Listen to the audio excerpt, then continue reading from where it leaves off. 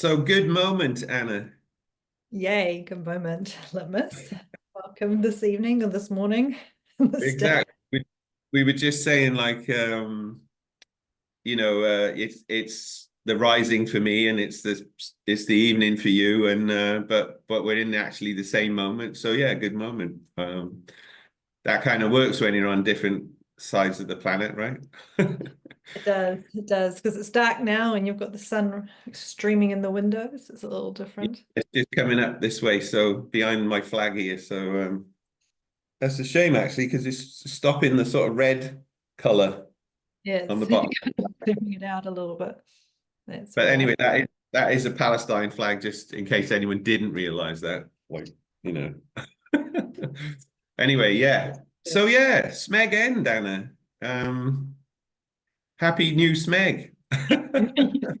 Well, I have to be honest, until about 2 days ago, I didn't actually know what smeg meant. I Okay. the only like there's Smeg kitchen appliances. There I is, there are, yeah. thought it was something out of Lord of the Rings. Okay. So I was We should discuss this thorny issue. I was actually really off and the whole meaning of what's Smegend or Smegorian or anything like that actually meant. Okay. Well, I have to come clean then. Haha. Uh, because yeah, I guess I've kind of then perhaps surreptitiously kind of drawn you all into saying Smegorian and Smegend and Happy Smeg and whatever without full disclosure. I mean, I did actually share this back in at the start, but probably a lot of people missed it. Mm. Yeah, so Smeg comes from a show called Red Dwarf. Are you aware of that show? Yes, I remember watching that, but I didn't watch the all of it, just some of it. Okay. So I used to watch that with my lass when she was growing up, and we loved it. And my boys to a certain extent, but it was more of a Meg thing. Um, yeah, and it's basically these guys who wake up in the future on this ship, and they're the only ones on it, and the whole of humanity is white, is gone, kind of thing. And they've got a computer and whatever. And one of them's from Liverpool, and he says, "Smeg, all right, Smeg." So he said, "Oh, yeah, Smeg Ed, and like what is smeg?" So I didn't know either, but apparently it's something to do with the end of the male member, and something to do with semen. So it's pretty nasty. But to me, it's just that BBC Two 9 o'clock alternative comedy half-hour kind of humor, that I kind of grew up with. Um, so it's just a bit of a laugh. It's like calling someone a dickhead or a Mm. knobhead or whatever, but you call them a smeghead, and oh, that's a load of smeg, or that's smegging stupid, or it's just one of those silly kind of words. But of course on Red Dwarf they take it to the extreme and they put loads of smegs in everywhere. So there's even a video I shared yesterday before I was like kicked out, of every smeg said in the whole of eight seasons of Red Dwarf. So it's just like Really? Smeg, Smeg, Smeg, Smeg, Smeg, Smeg. No.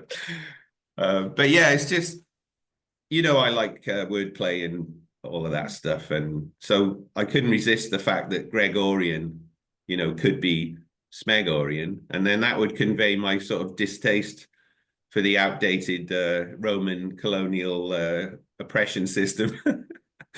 And I could call it Smegorian, So when I kind of got into sync with nature cycles, so that's where that came from. And of course, we've all been, and I love it, the fact you all joined in and got it kind of thing and started saying smeg this and smeg that. But I'm sorry if you didn't really know what it meant. I don't know why. Like for some reason, yes, it had something to do with a dragon out of the Hobbit or Lord of the Rings. That's what It could popped be into my it could, head. the mighty smeg. Yeah, so I don't know. Yeah, and now that I found out, I was like, why did I not ask? yeah. So there's a good tip for the Yeah. future, right? Always ask like before you start doing something. Can I Can have I that? read the positions? Like Yeah.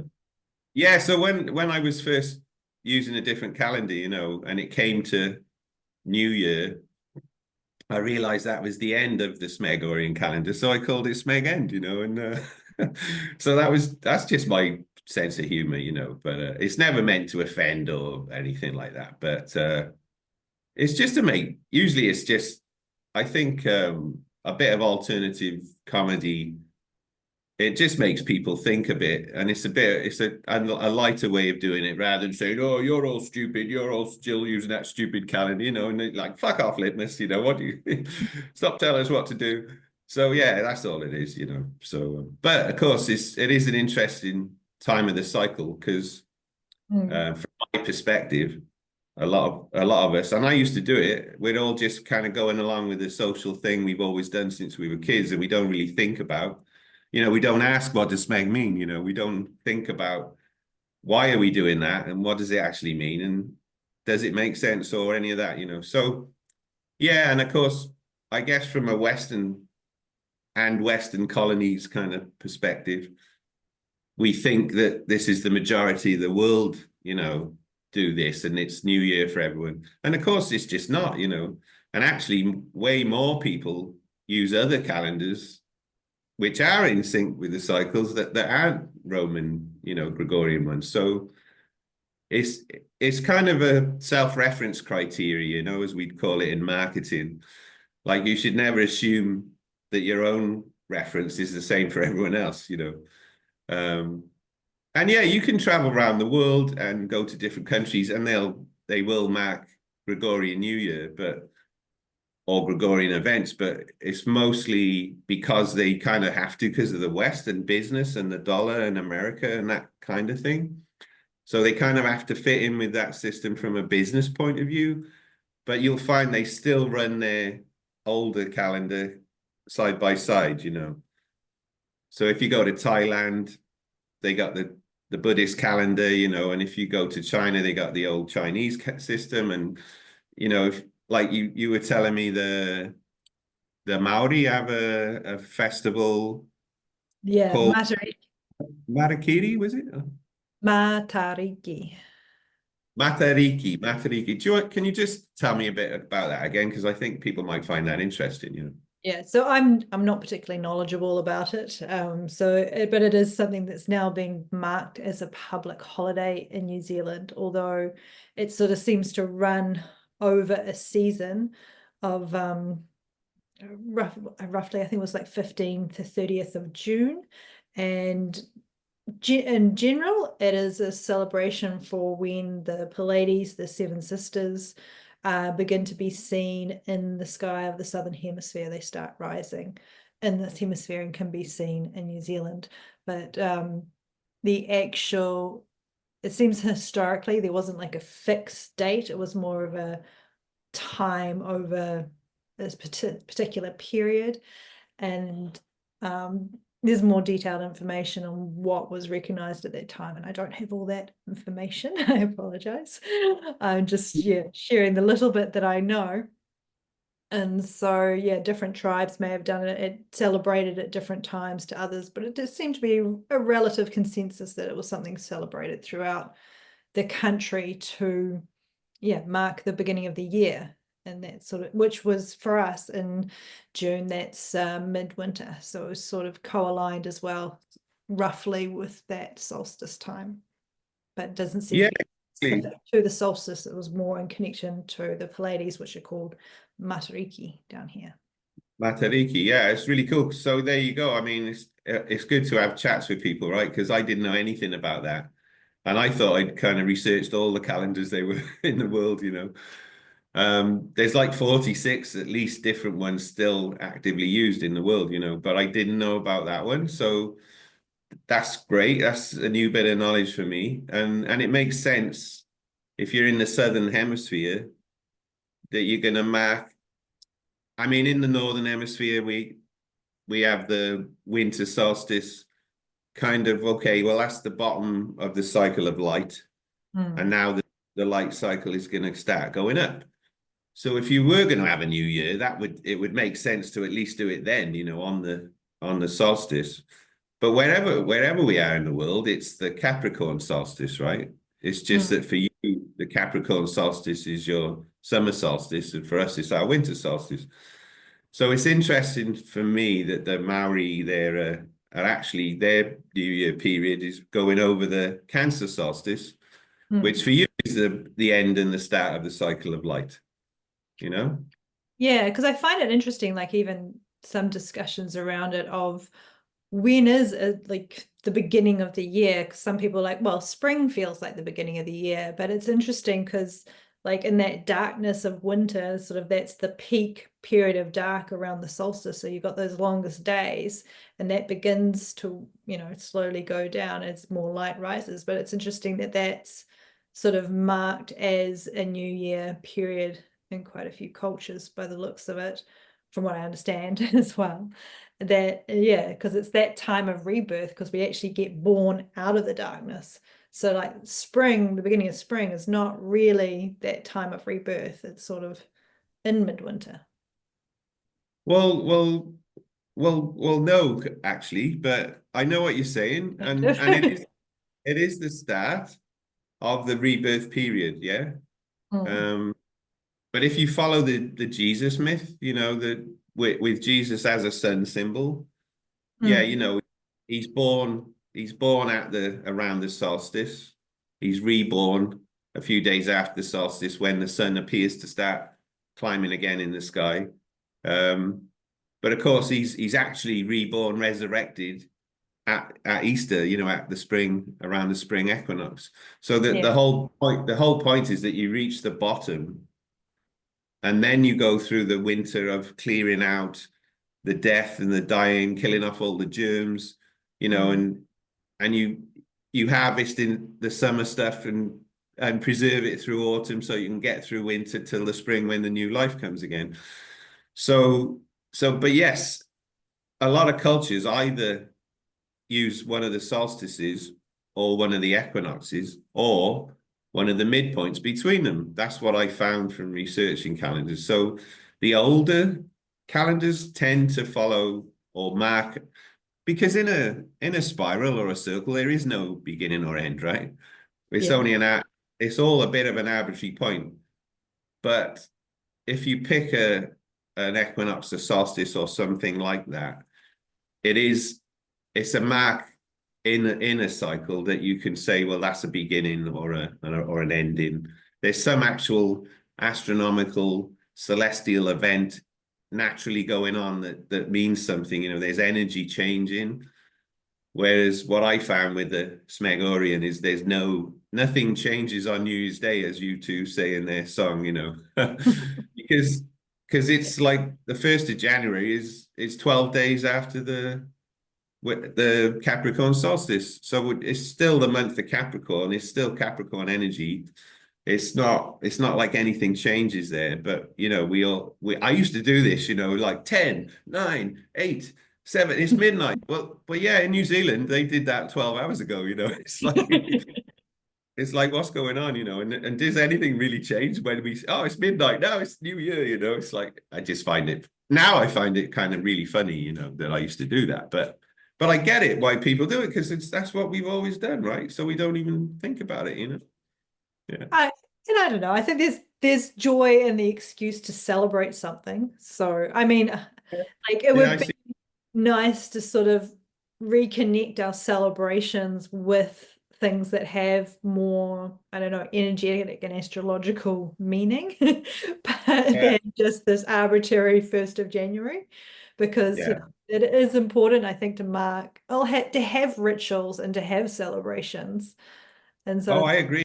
I but just prefer yeah, them on it's, some meaningful, energetic, yeah. natural time. Yeah, yeah. No, I love I love the fact people get together, and celebrate and have good times and stuff. Um, but yeah, I totally get that. And like I say, I was one of its biggest advocates. So I didn't care back then what date it was. It was just like, hey, let's all get trashed, and have a laugh. So yeah, but yeah, you're right. I mean, like I think one of the reasons we thought we might have this conversation from my perspective was was that you did this nice post for like saying about, well, yeah, in the past our calendars used to be more driven by celestial events and stuff, but now we've got this, so let's work with it, kind of thing, and let's I think you said bring our the harness the power of our collective energy or something to work with the Yeah. system. Well, because even though like this doesn't have a cosmological connection, you know, when you have a massive group of people all focused on one thing, there's collective energy there. There is, yeah, absolutely. And so it's sort of, well, we may as well work with that. And I think I also noted like we had the new moon on the 30th in the north and the 31st in the south. So it was like, oh, it's kind of cool. We actually have something that brings in a bit more of that energy for planting seeds and, you know, creating new realities. Whereas, you know, the whole idea of New Year's resolutions and people trying, it's the 1st of January, I've got to make a New Year's resolution. It's like, well, there's no energy really connected with that date to support making a resolution. But, you know, this Exactly. year we've actually got a new moon. So there's something That's right. has that opportunity to sort of recognize that. And yeah, and so and sort of that collective, yeah, there is a mass collection of energy coming together for with a specific, well, not a particularly specific focus, but dissipation of energy in a way. So, and I do know there's a lot more people, I guess, are kind of over the partying and drinking thing. And so they're taking, you know, more going, you know, I'm just going to take time out. I'm going to go to bed whenever I Yeah, like, kind of yeah. thing. And so, I'm going to do it my way. Yeah, that's yeah, right. no, good. Yeah, And here you in New make Zealand, you know, people are on holiday, so you know, I'm just going to go to the beach and relax. And so, yeah, take some time for reflection rather than, you know, focusing on I've got to make a resolution, I've got to do this, that, and the other thing. Yeah, exactly. I think you make some really good points there. And it makes people think a bit, you know. Because yeah, coincidentally, as you say, we had a new moon, the new Capricorn moon, Mm. a couple of days before or day before for you, or on the last day for you of Yeah, the that count. Um, yeah, and so it did kind of almost line up with something this time, but of course it doesn't regularly do that, and it's not based on that, but it does that does kind of make me think about the Chinese or Asian calendar, which somebody in the group asked me about. So I shared a little bit about that because the Chinese New Year is based on the sun and the moon, you know. mm. So, and you're right. I think you're right about the collective energy, and for sure, all of those people over a sort of what 12-hour or is it 24-hour period? Think about that. You know, Uh, all gradually as the world turns, everyone's going 10, 9, 8, 7, 6, 5, 4, 3, 2, 1, New Year. You know, like this, like a Mexican wave, I guess it is like it's just going around. So yeah, of course, if we could harness that energy, but do it at a time when the planet has some energetic changes going on, and put all that collective energy into that planetary change of energy in the cosmos. That for me, that would be like, wow, you know, that's going to really make things zing, you know. yeah. Whereas the perception I have is it's a great thing that everyone's doing that together, but then the planet's kind of going, oh, what are you doing, guys? You know, I did that like 12 days ago, you know. Like, why didn't you do it 12 days ago? And then it would be cool, you know, it's all line up kind of thing. But maybe that's just because I got Mars and Pluto conjunct in Virgo. So I like tidying things up and organizing things, you know. So I want to organize the celebration, you know, for the solstice or something, you know. But yeah, it's just interesting thinking about why do we do these things that we've always done, you know. But yeah, the Chinese system or Asian system. So So that's Chinese that's New Year. You know, like you said, the New Zealand, the Maori thing moves a bit, but it's over the sort of Cancer solstice. But it depends. They have a whole period, mm. and the solstice happens to fall in that period when the Pleiades are rising in the southern hemisphere. Um, But they do that, the same thing with the Chinese New Year. You know, it runs from the Aquarius new moon to the full moon in Leo, 15 days later. Okay. So it's always that 15-day period, but that moves depending on the lunar cycle. Mm. And they pick that new moon because they want it when the sun is at 335 degrees of ecliptic longitude, which it means the middle of Aquarius. So they, because that's the start of spring of light. So the light, the light over the spring of light from mid-Aquarius to mid-Taurus, that's the time when the light increases most in the northern hemisphere and decreases most in the southern hemisphere. So because China's in the northern hemisphere, they say, well, that's the start of our spring when the light's going to really start going up big time. So that's when we mark our new year. But we're going to do it recognizing the importance of the moon as well, because it's really big and close to us energetically. We're going to mark it on the moon that falls over that period. And that's why it moves, because the lunar cycle moves by 11 days every year, you know. Yeah. So yeah.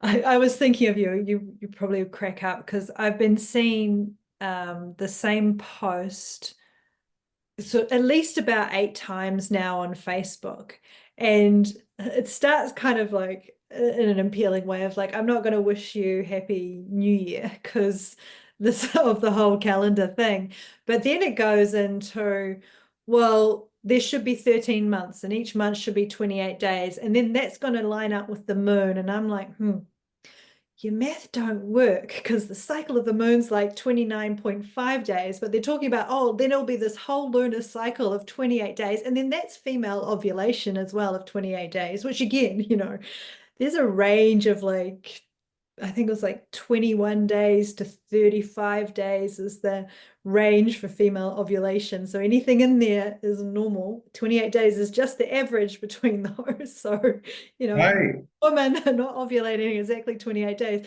And so this like this, and then there'll be comments with little smiley faces and people agreeing, because the thing is talking about how kind of crap our current Gregorian calendar is, which I agree with, but then they're just, the logic falls apart, which is all based on this 28-day lunar cycle, and it's not 28 days. So it's just kind of been cracking me up that where are people's brains a little bit. Absolutely.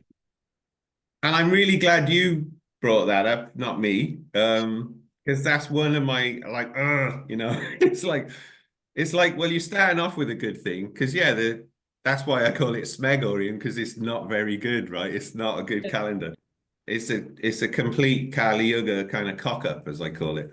But yeah, you're right. You know, this whole 28 day 13 moon thing, that's a load of bullshit as well, because as you rightly say, the lunar cycle isn't 28 days and never has been, you know. Yeah, and it So doesn't fit into a solar year. Yeah. right, like you can't use the moon to measure a year, because a year is by definition one loop around the sun. So it's based on the sun, right? And moons don't fit into suns, you know, moons, it takes 19 years for the moon and the sun from a starting point to then realign again at the same point, you know. 19 years. So you can't use, you can have a lunar calendar to measure months, and you have a solar calendar to measure years, but you can't have a lunar calendar to measure years. It doesn't make sense. It's like trying to have a solar calendar to measure months, you know. It's like, yeah. Yeah, So which is why I was like interested in how the Chinese do it and marrying up. Well, obviously they've got the solar, then they bring in the moon, and because that's a significant part of their calendar, and then other astrological events, I believe, are significant in their calendar as well. that's right. Yeah, absolutely. And the reason they have one animal for a whole year is because it's linked to the Jupiter cycle being the biggest planet. And Jupiter takes 12 years. You know, we take 1 year, 1 Earth year to go around the sun, but Jupiter takes 12 Earth years. 1 Jupiter year is 12 Earth years. So it's in one of the zodiac months. There's 12 months, the signs as they call them. Jupiter's in one of them for a whole year. So that's why the Chinese have one animal, because people say, well, I'm a rabbit or I'm a snake. Well, how can we be the same? Just because, how can it be the same for a whole year? You know, it's like, well, it's one sign of Jupiter. That's what that is. So again, that's I didn't know that. That's really interesting. yeah, well, most of us don't, you know, again, a lot of people celebrate Chinese New Year, but again, it is kind of, it's an excuse, and why do we need an excuse? But okay, it's an excuse for a party, right? And that's Yeah. cool. You know, the Yeah. more parties, the better, you know, so. Because we have But a large find Chinese Chinese population thing. here, so a lot of people join in the celebrations because, hey, let's just celebrate another new year. Yeah, we have a lot of Asian people in Australasia, right? Yeah, I remember from when I lived in Melbourne, that was celebrated a lot, you know. And then, but yeah, you know, what you kind of find is the older calendars, they tend to be much more linked to celestial or natural, earthly, basically the connection between the as above, so below, you know, something connecting the heavens to the earth, the terrestrial to the celestial. They all have that kind of thing. But the Gregorian doesn't have that because it's a Kali Yuga, from my perspective. It's a Kali Yuga calendar from the bottom of the cycle of consciousness, you know, the 24,000 year cycle of precession. And we have to So, be careful with anything that comes out of that period because it's often mixed up and confused and distorted and corrupted. And yeah. so I guess a very simple way of talking about the Kali Yuga is it's a Yeah. period of ignorance or sort of Yeah, it's confusion. called the age of ignorance. Yeah. The Kali Yuga is the age of ignorance. That's right. Thank you. And that is from that period that the Roman calendar that we've inherited comes from, you know. Whereas the Chinese one and the Hebrew one and the Buddhist one and all of those, they're pre that, you know. So they tend to still have this link to the cosmos, which I think, you know, I'm trying to bring that back. That's all. And just say, hey, you know, we went through the age of ignorance, but we're not there anymore. So how about we like think about what we're doing, you know, and like put our energy into the global energy, you know, the planetary energy and the celestial energy. Yeah. So it brings, I think like Robito shared a post about you know, I think he said, like, have you ever been in Malaysia around Gregorian New Year? And Buddhists and Christians and all people there just celebrate, you know, because it's a party and it's a nice time. So we all get together. Yeah, and that's great, you know. But if you go to Thailand, next door to Malaysia, just to the north a bit, they have Songkran, right? So their New Year is called Songkran, and they run around the streets throwing water and flour over each other, right? So my first visit to Thailand 20 odd years ago was happened by coincidence to be at the time of Songkran. So I arrived there. It's almost like I walked out of the airport and got covered in flour and water, you know, it was almost a bit like that. I'm like, what's going on, you know? But of course, if you look into that, why are they throwing water? So what they're celebrating is the transition from Pisces, the water, the end of the zodiac cycle, the water sign, to Aries, the fire sign, the start of the new cycle. So is You that know, the flour? Like, how does the flour and the water make a cake. You put it in the oven of Aries, and you know it, right? But so rises? yeah, they're celebrating the fact they're leaving the water sign and going to the fire sign. Basically, they're starting the new zodiac cycle. Yeah. But it's in April 14th, I think, something like that.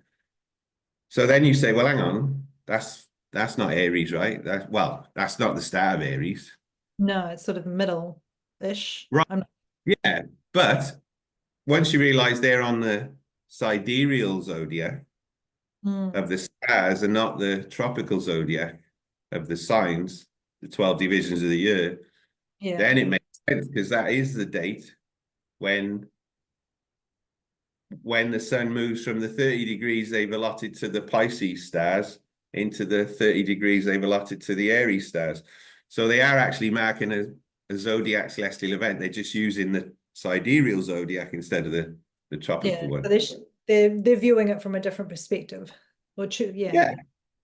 Yeah, because this again, it's an older culture.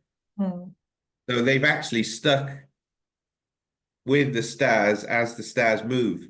Because you probably remember from the Great Year Workshop, the sidereal zodiac slowly, like about 1 degree every 72 years, moves around the tropical zodiac, right? Yeah.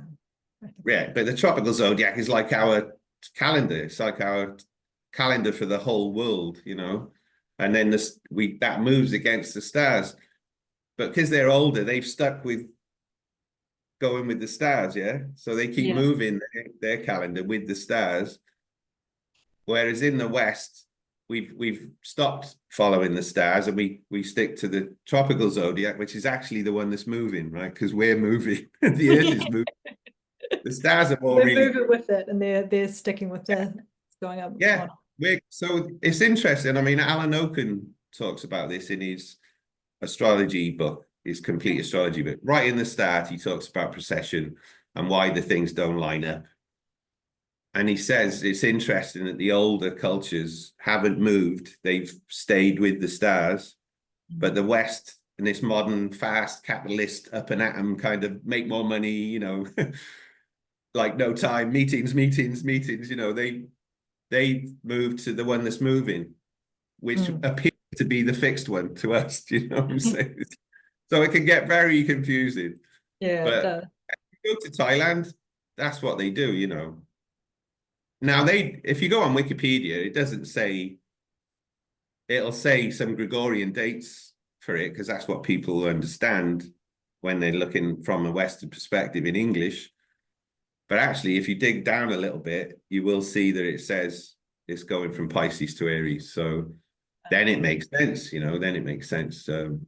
So yeah, and that's what I found. All of these older systems still have ends and beginnings marked at some point based on the moon or the sun or the zodiac.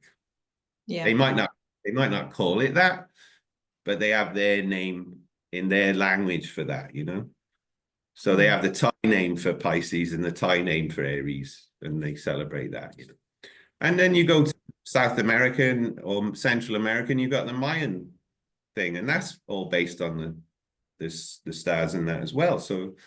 So yeah, I guess it would be great if we could just get off of this smeg thing, but I know that's not going to happen anytime soon, so just have to go with it. Well, it seems, most people that I know have either kind of gone through some sort of spiritual evolution or direction. At some point they get into astrological side of things and like, oh, I am part of nature, I'm part of this universe, I want to connect with my environment, not just the environment on this little planet, but this environment within the solar system, connect with the greater universe. And like, to do that, we need to sort of work with the energies that are being affected as we move through space on this tiny little planet. And so being able to connect in with those times of the solstices and the equinoxes and beginning to kind of reflect on the moon and noticing our own shifts and changes and own cycles and how we're affected by the world and the environment around us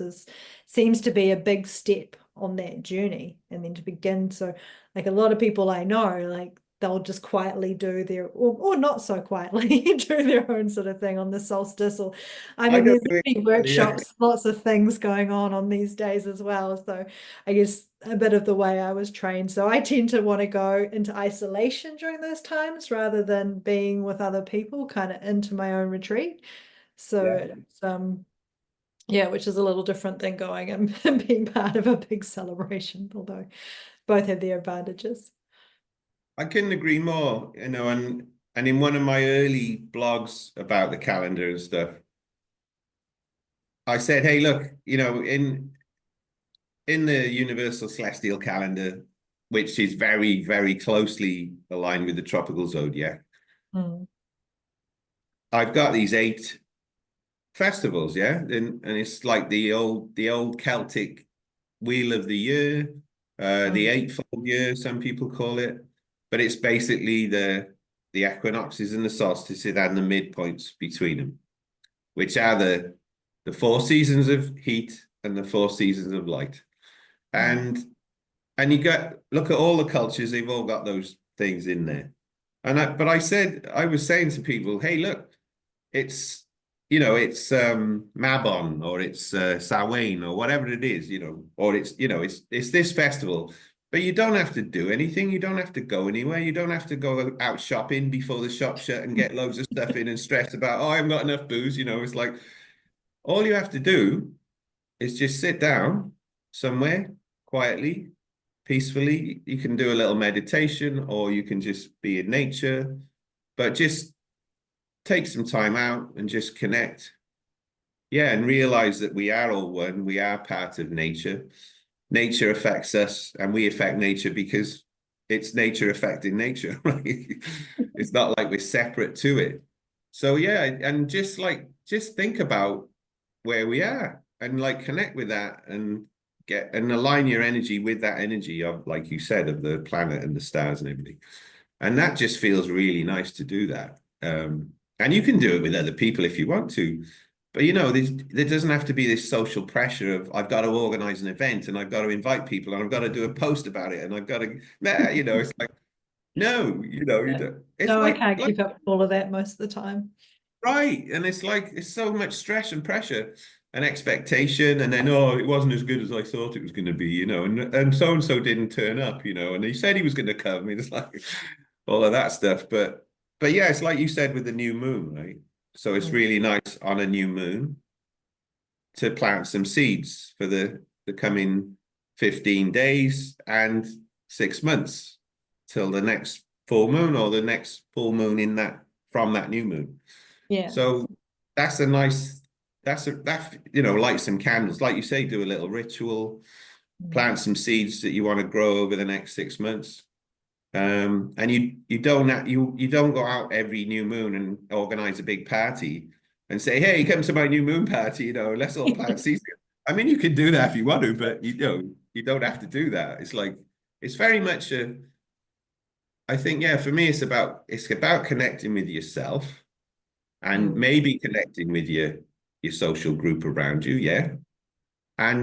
But more importantly, connecting with everything, that we're part of, yeah.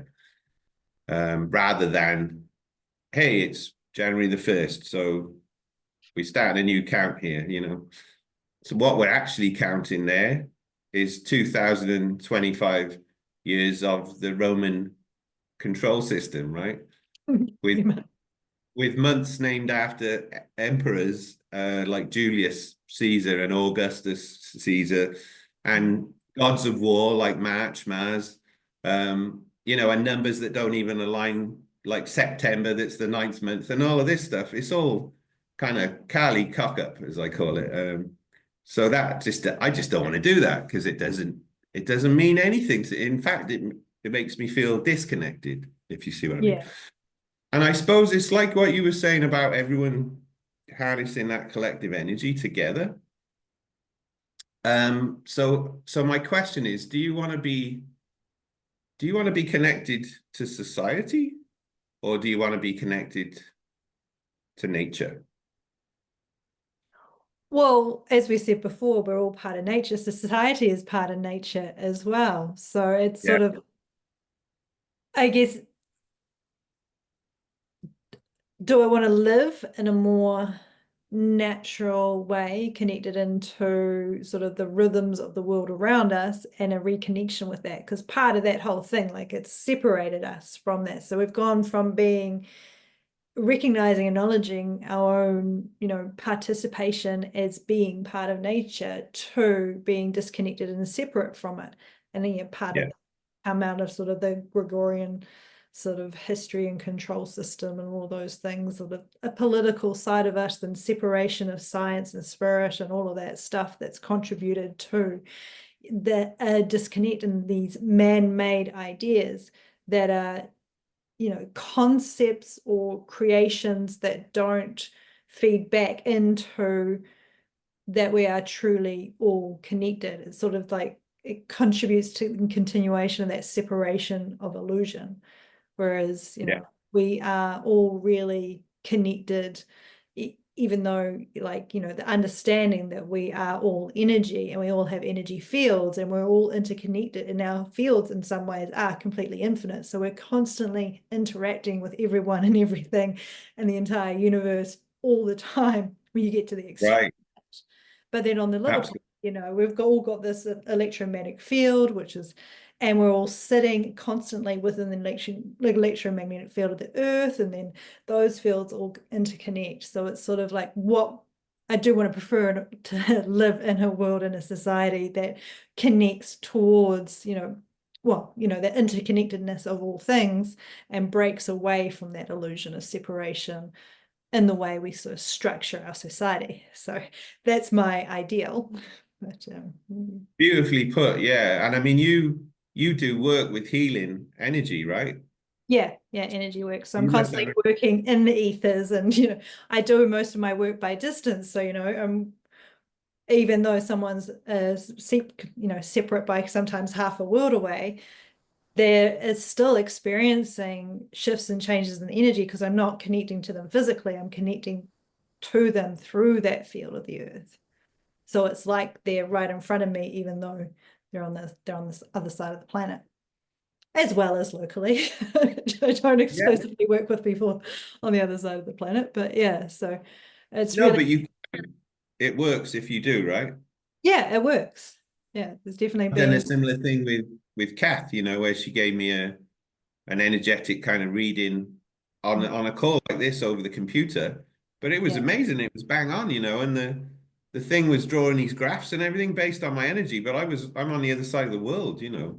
yeah. But once we understand the quantum field idea and the whole particle wave, things being in two places at one time and all of that stuff, and the illusion of time, Mm. and maybe the fourth dimension where there isn't time like that, it's all happening at the same time, and that kind of Yeah. thing, it expands your consciousness and your awareness, right? Mm. And Yeah, that's how I find talking about these things that also helps me expand my consciousness and awareness, rather than just saying, well, I was brought up in this Gregorian system, so I'm just going to keep carrying on doing that. I know it's all rubbish, but it's okay because everyone else is doing it. So yeah, I want the sort of world you're talking about as well.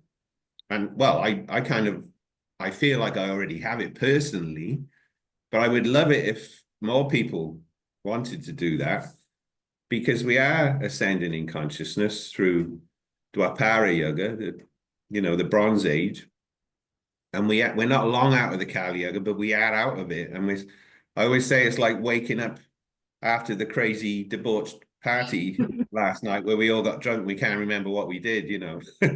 Like, what did we do to the calendar last night? It's like, oh, we really fucked it up, but don't worry about that. Let's have some bacon and eggs, sober up.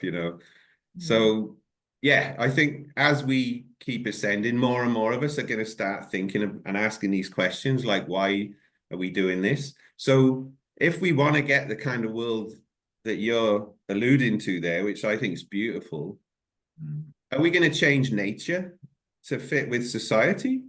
Or are we going to change society to fit more with nature?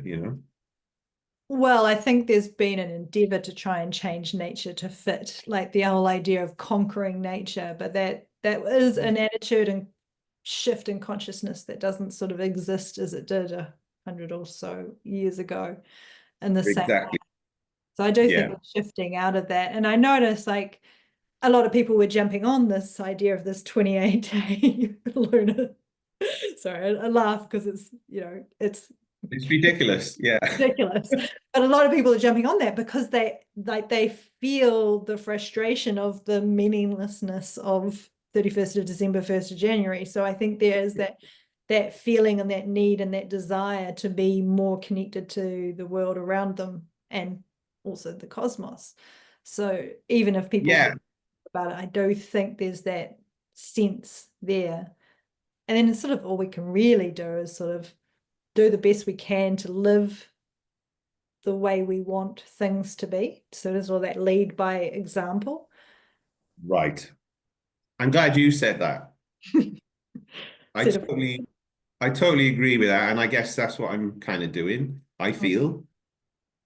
But it's not to try and be clever or like my way's better or I know best or anything like that. It's just once you become aware of something, you can't kind of go back to how you used to do it before because you just don't feel it anymore, you know? yeah, exactly. You haven't got that feeling and you can't celebrate something that you don't want to celebrate because it doesn't make sense, you know? So yeah, I think you're right. I think the whole this 13 moon thing, yeah, like you say, people know that what the thing we've got at the moment is kind of a load of rubbish, right? And they want something different, but they don't really know what they want. But if someone comes along and says, "Hey, moon, moon's good. Moon means something. The moon, there it is. You know, full moon, new moon. Let's do that." And then they don't actually go and research that it's not 28 days, you know, and they actually believe it and go along with it. And then they find they're still disconnected. And I mean, if anyone's ever tried using a 13 moon, so-called 28, 13 months to 28-day calendar, even if you started it on a new moon, you would very soon find that it goes out of sync rapidly with the actual real moon cycle. Right? Yeah, it will only take them 1 month. It wouldn't even take a month, right? It would take 1 week, as they say, because some people think a week is 1/4 lunar cycle, but it's not that either. So, they say 7 days is 1/4, but it's not, as you say, because the actual phase cycle is 29.5 days on average, as you rightly said. And so sometimes it's closer to 30, and sometimes it's a little bit closer to 29, but on average, it's 29.5 days. So if you divide that into 4, you don't get 7, right? You get 7 and a bit. So even after 1 week, 1/4 phase, you're going to be starting to go out of sync with that calendar. And the 13 moon 28-day thing starts on the same date every year because it's trying to measure a year, right? And the moon doesn't do that. So you're not even going to be started. So yeah, it's a load of rubbish. But people know they want something else, right? And all I'm saying to people is, hey, the zodiac, try using that and you'll find it all clicks in, because that's what it is. The zodiac isn't an astrological horoscope fortune telling thing. It's the ancient 12-month calendar for the whole planet, and it fits in with the equinoxes and solstices by definition. And if you try using that, you'll find you very soon align with everything. So yeah. The other one that was very popular a few years back, I remember in the sort of hippie circles, was the Mayan kind of based dream time calendar, I think they called it, or something. It was this guy Jose Arguelles. He took the Mayan Zolkeen calendar, and he kind of put his own slant on it with all these fancy names like Blue Electric Storm and Green Serpent, and he came up with all these things which he said he channeled or something, I think. But he basically corrupted what is the ancient Mayan Zolkeen calendar, So which kind of just put it on top of it. Yeah, and it's so if you talk to a Mayan elder, a Mayan day keeper, and I personally know one of them and have been there and done that, they don't like that stuff because it's like very gimmicky and for the tourist kind of thing. It's a bit like people who want to use the 13, 28-day moon thing. It's a kind of new trendy thing, but it doesn't fit with the old cycles. So, but a lot of people started saying, "Oh, what are you? I'm a blue electric storm," and all that thing. And I'm thinking, well, hang on, this isn't right either, guys. So yeah, I think in summary, we all know the thing we got isn't very good, and we want something better, but we're not really sure what we want, you know, because we're just woken up from the party, right? And we're still like sobering up a bit, you know, and trying to, it's like, what day is it? You know, it's like, so yeah. But try the Zodiac, guys. You'll never look back. And if people are interested, they can always check out the calendar you've created, the UCC Universal Celestial Calendar. I got that right. Yeah. Yeah, UCC. Yeah, I mean, they can. I'd love that if they want to. If you go to ucc.zone, it'll or you can go to freemancalendar.net. It'll take you there and it'll introduce you to the ideas. But you know, you don't have to use I mean, my calendar. It's not really my calendar. It's like it's just something I rediscovered, I think. I just rediscovered the principle of using the zodiac for what it's meant to be used for as a calendar, you know. And yes, you can do astrological, energetic work with it as well, but primarily it's just a calendar, you know. And the months are called Aries, Taurus, Gemini, or whatever those times of the year are called in your language, you know.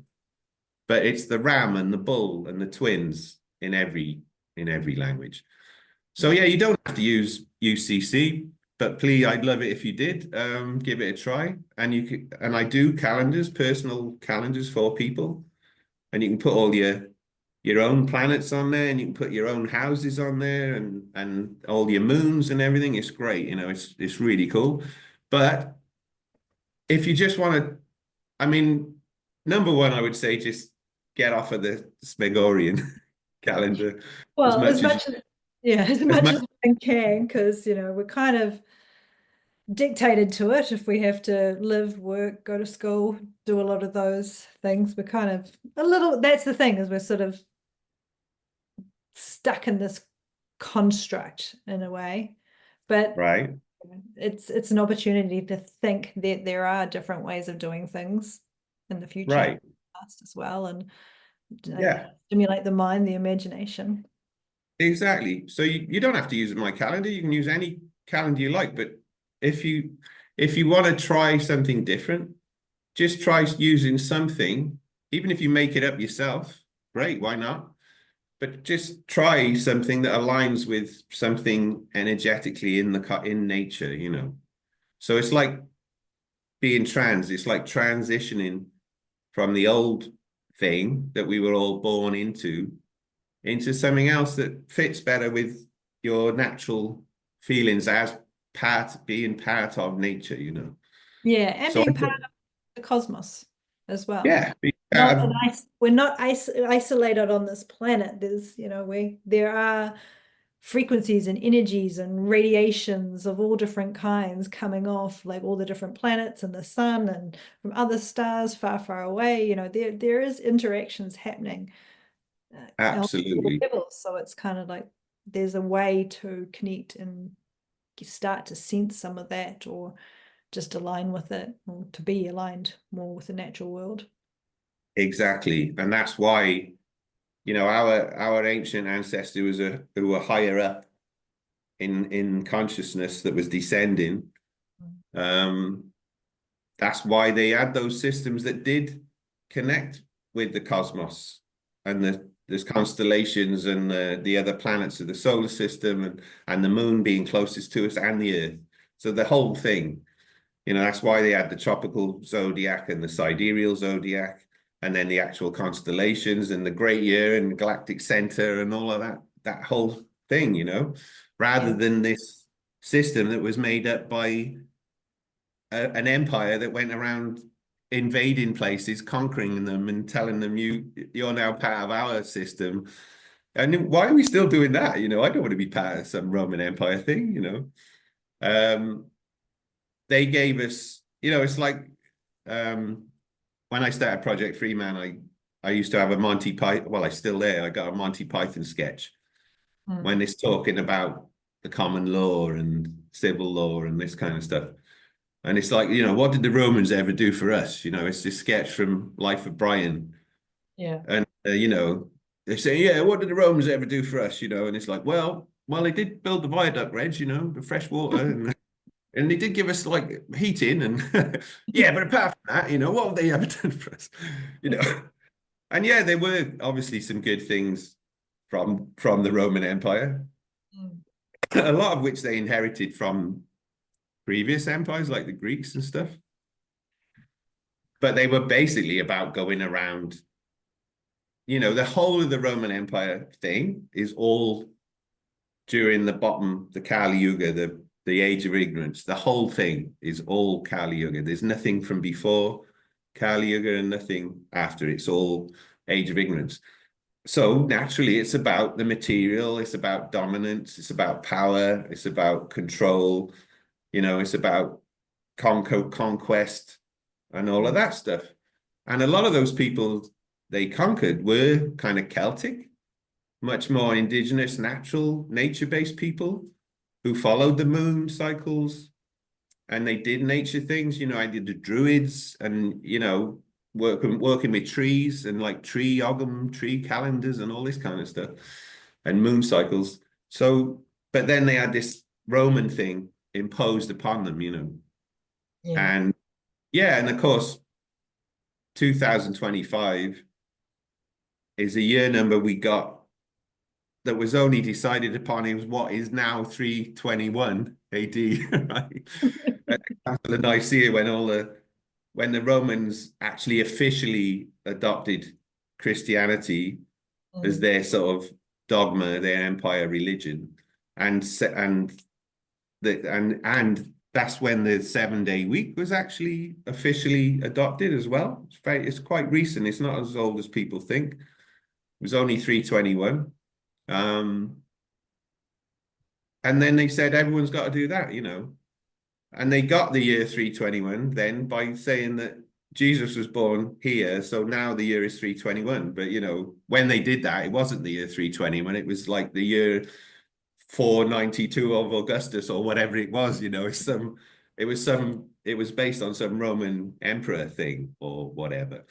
And then they retrospectively backdated it to that, So what they call now CE, we used to say AD and BC, but in maybe the last 10 or 20 years, it's been changed to CE, which is meant to mean common era. Yeah, so it's so they're very arrogantly saying that our Christian Roman thing is the common era for the whole planet, So even though the Roman Empire only conquered the sort of area around the Mediterranean, through their systems they've left through the British and American dominance eras, they've actually conquered the whole planet. They've conquered the whole through the calendar, through their legal system and their money system and all of that stuff.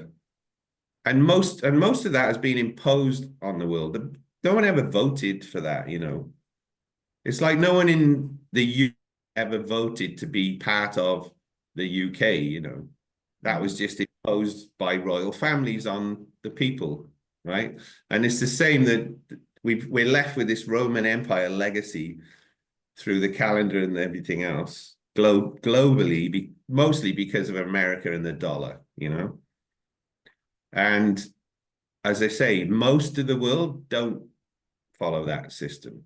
We just perceive that they do because they may market and run that concurrently, but they don't. Not calendar, They kind of need to know it to deal with right. other parts of the world, but doesn't mean they live by it.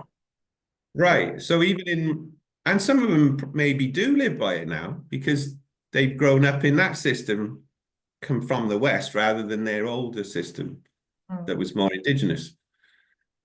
So yeah, even in my calendar, UCC, I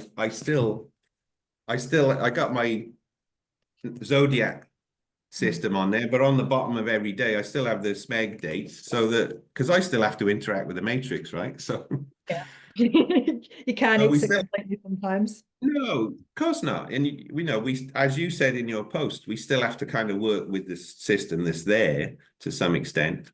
But over time, I'm absolutely sure that more and more people will start to wake up and say, hang on, why are we doing this, you know? And I want something better.